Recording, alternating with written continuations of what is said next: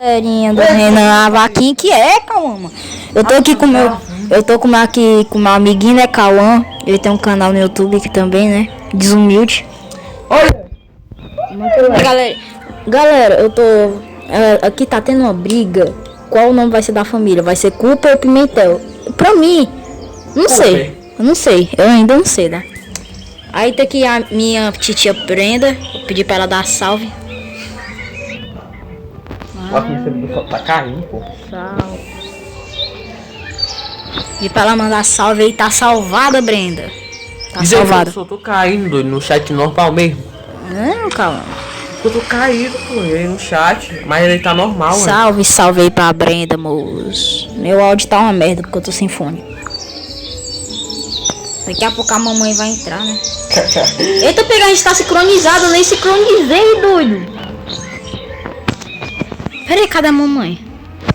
Foi comprar cigarro junto com o papai.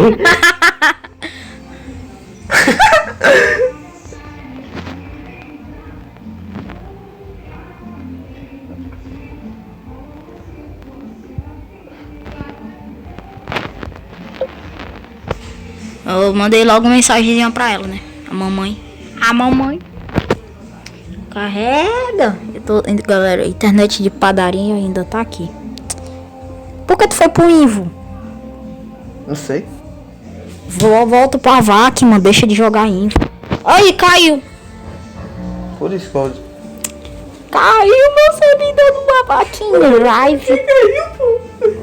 A vaquinha live precisa de uma conexão estável de internet. Verifica a conexão de internet.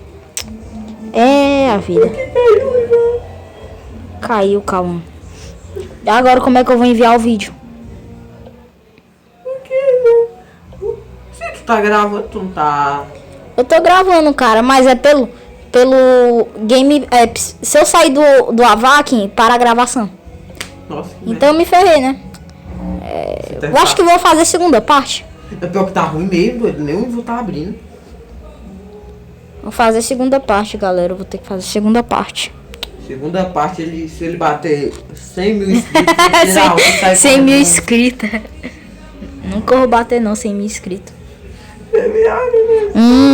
Vários anos tem de... quando verifique sua conexão de rede. Aê! Tá uma merda. Voltou.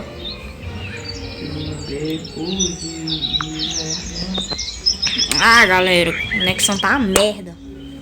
Cala a boca, não fala da merda não. Galera, eu vou ter que...